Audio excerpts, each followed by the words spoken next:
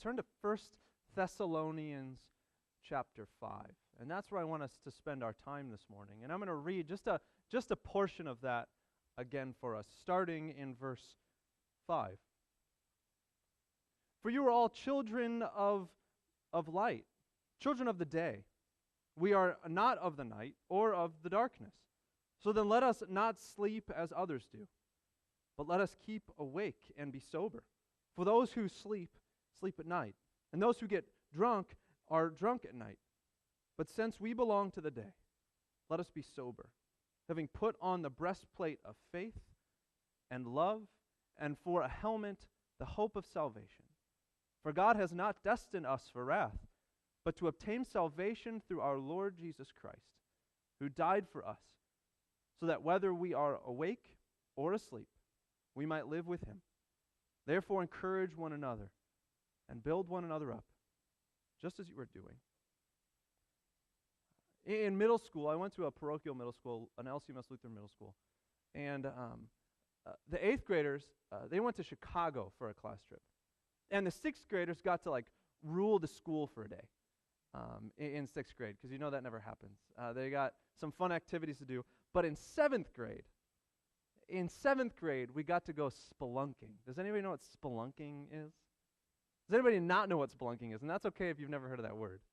Spelunking is going down into a cave for fun. And so we were asked to go, we were told to get a headlamp, kind of like this one, and to use it because it was so dark in the cave. It was so dark in where we were going. Is it red or is it? Okay, it's red. Sometimes it's red, sometimes it's white. I think this is for night. But we were in this cave, and spelunking is for somebody who's an outdoors person. Spelunking is fun. There's water and there's mud and it's dirty and you get to climb around and jump off of things and there's water. You get to go jumping in the water. The problem with spelunking though is it's really cold. It never really gets above 55 in the caves in Missouri. And the water is somewhere around 50 degrees. So it is a cold adventure to be a part of. But we needed a light. We needed a light because there were no lights down there. So we had these lights, and they took us down to the cave. They took us around this corner. We'd been hiking for a little while through this cave as a large group. And then they told us to turn our flashlights off. And I had not seen darkness that dark before in my life. I could put my hand right here and not even see it. It was that dark. There was no light at all, and it was such a bizarre experience for me. It was actually kind of scary because while I was in the dark, with the flashlight, I could see what's ahead of me. I could see the turns in the water, but without the light, I couldn't see any of that. Not even something that I knew was there, like there was a pool of water in front of me or something. Even though I knew it was there, once all the light was turned out, even though I knew that water was there, everything just became so uncertain. Darkness is very uncertain. It is scary. Have you ever walked to your car in a city at night? That is a scary thing to do by yourself. It's uncertain who's around the corner or who's just a little bit ahead of you if there's not much light. Have you ever tried to stumble your way to the bathroom in the morning before the sun rose?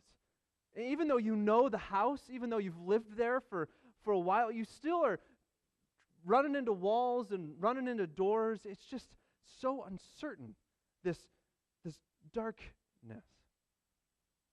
And at times it can be scary for us to be in the dark. I know as a kid I was afraid of the dark. I watched the movie Gremlins. I don't know if you've seen the movie Gremlins, which is supposed to be a funny movie, but I was terrified.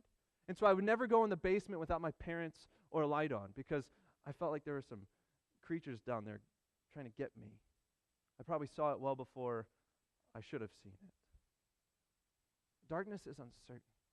Darkness is scary. And yet, there's something mysterious and exciting about the dark. There's something that that draws us in towards the dark. Exciting things happen at night. Mysterious things happen at night. We could also hide in the dark. Anybody play hide and seek in the dark? Anybody? Flashlight tag or something like that? We can hide in the dark. First dates usually happen at night. We don't have to see each other in the bright day. We can present ourselves for who we want to be. Parties usually happen in the night. Restaurants, fancy restaurants, are usually dimly lit. I wonder and imagine some of the fancy restaurants I've been in, if they turn the lights on in the corners and the dust bunnies and but things happen in the night and we're drawn towards it. In the dark, we can be somebody different. We can become somebody different. We can hide all of the parts we want to and mask the areas of our life we don't want to bring up. There's something in us that chases the dark. Something deep down in us that convinces us that where we are and who we've created to be is actually who we are and created to be, and we find that in the dark places. When we're in the dark, we say this, that God is directing my life. When I'm in the dark, I've convinced myself in the world that God is directing my life. I speak that with my lips, but deep down in my heart, I don't believe it. In the dark, I believe that I am in control of my life. When we're in the dark, we speak with our lips that God is directing our life, but with our hearts we believe that we are actually in control. That is what darkness looks like. The darkness is a place where we believe we can figure this all out, that we can figure our lives out the way that we desire them to be. All the problems, all the insecurities, all the difficulties. In the dark, we believe we can do it. The dark is where for a moment we believe that we're in complete control of our life. That we're in complete control of the things that happen to us. It is that belief that drives the human heart. It is that belief that makes the human heart black, that makes the human heart dark. The belief that I can do this on my own. The belief that I'm actually in control of my own life. It is a liturgy of I, as a author that I'm reading brings it. That I can do this. That I can figure this out, that I can control what happens to me, that I can keep myself safe on my own, that I can achieve what I need to achieve to make it to the top. It's the liturgy of I that makes our hearts dark, that makes our hearts black. It's this idea and this feeling that we speak with our mouths that God is directing our lives, but in our hearts we truly believe that we are in control. It's in this dark place that the human heart is drawn. We are drawn inward on ourselves. And we begin to make that place our home. We begin to make that dark place in our heart our home. That I am actually in control. That I can actually make this happen on my own. Paul, in 1 Thessalonians 5, verse 3, calls that part of us. This is how he describes it in verse 3. These people who are drawn in on themselves, you and I, when we're tempted to do that, say there is peace and security in the world. We have found it. We have discovered where peace is and security is through our own effort. In verse 3, that's the type of people that Paul is talking about in 1 Thessalonians 5.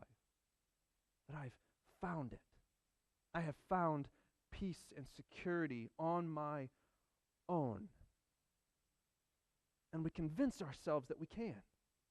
We convince ourselves that we can find security and peace on our own, through our own efforts and our own, through our pursuit of work and education. We can find those things. Why, though, is the human heart drawn to the dark? Why, as people, why, as broken human creation, why are we drawn to the dark? Well, it's because the light reveals the truth about us. The light reveals who we actually are. That we're more broken than we think. That we're more of a failure than we've thought ourselves to be. That we're more filthy and unclean than we ever imagined. And that we're more spiritually desperate than we thought. And most importantly, what the light does is reminds us how out of control that we actually are. In the darkness and the blackness of our hearts, we convince ourselves that we're in control. But in reality, when brought to the light, when brought to the surface, we realize how out of control we actually are. The light makes us fully aware of that. It makes us fully aware of who we actually are. In fourth grade, my parents realized that I wasn't a typical student. They realized that school wasn't easy for me. And so they sent me throughout that whole year to specialists to figure out what was wrong, or why I wasn't able to finish the assignments I was assigned, and why I wasn't able to keep up with the students in my class. Well, throughout these tests, and I learned that I had 3 learning disabilities. But it wasn't until I was compared with someone else. It wasn't actually until I was tested that I realized, that I was fully aware that I was a little different. That I didn't quite have the studious chops that my classmates had. And I had to come to grips with that. I had to come to grips with the fact that I wasn't going to be the most academic person in the world. That I wasn't going to be the perfect student in the world, and that school was going to be hard for me. It wasn't until, though, that problem was brought to the light that I could actually have something done about it. That I actually find and seek the help that I needed to learn in the way that my mind works. It's not until we're face to face with a standard that has been set for us that we know the extent of our brokenness. It's not until we come face to face with the standard that has been set for us that we know the extent of our brokenness, and that's what the light does. The light makes us fully aware of who we are, but it also makes us fully aware of our situation. The light makes us fully aware of the false sense of peace and security that we're searching for in the world through work and popularity and academics. And when I actually take the time to think about my life, I realize that what I considered peace is actually just a moment of time that I've sedated my inner turmoil. That's what I've actually considered peace when I look for it on my own. That it's that time that I've sedated my inner turmoil. And when I consider my security in my life that I've tried to achieve on my own, it's actually just a moment when I've been able to outrun the coming storm of problems that are in my life. The problem with that kind of peace and security is eventually the inner turmoil wakes up, and eventually the problems catch up. I can't sedate them long enough, and I can't outrun my problems long enough. That peace and security that Paul talks about, that people are trying to find in this world, is only temporary. And we're still in the dark. If we're honest with ourselves, and I hope that you can be this morning, that inner turmoil that you face and that you feel in your life, and that those problems that you know that you have, they never actually go away on your own. You can never actually deal with them on your own. You can only sedate them and try to run from them. But they will always still be there. That's what the dark tricks you into believing. That dark part of your heart, that litany, that liturgy of I, that I can do this. It convinces you that you can outrun it. It convinces you that you can sedate it. But it's actually not true. It's in the light that we realize that those things will always be problems and will always be turmoils if we don't have a way out from someone else. Jesus says in John chapter 8, verse 12, that I am the light of the world. Whoever follows me will not walk in darkness, but have the light of life.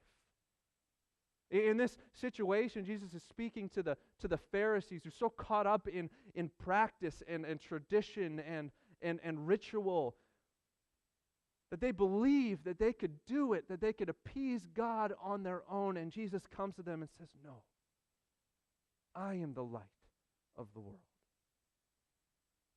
I am bringing light into those dark places into your life where you feel like you can do this on your own, because in the end you know that you can't. Jesus brought light into a dark world when he was born over 2,000 years ago. A world that had convinced itself that it could be good enough by just following the rules well enough. Jesus came into a dark humanity to bring light into a dark humanity who convinced itself that we can just be good enough. Jesus is the light of the world. And when we're in the presence of the light, we actually understand how imperfect we are. We actually understand how out of control we actually are. We understand how many mistakes we've actually made. We actually understand how broken we are. But that's not the purpose of the light. The purpose of the light isn't to convict you. The purpose of the light isn't to make you feel sorry for yourself. The purpose of the light is different. Jesus says, I am the light of the world. Now, Christmas, Jesus came into the world. That light came into this dark and broken world. Reading this book, author by the name of Chad Bird, and he says this, and it's beautiful, and I wanted to share it. Now, whether you're in the dark or in the light, you are accompanied every step of the way by the God who in Jesus will never unlove you, will never unadopt you, and will never unredeem you. Let me read that again. Whether you are in the dark or you're in the light, you are accompanied every step of the way by the God who in Jesus will never unlove you, never unadopt you, and never unredeem you. It took Jesus, who entered into the darkness as a man, when he was born as a baby on that very first Christmas, to bring us out of the darkness.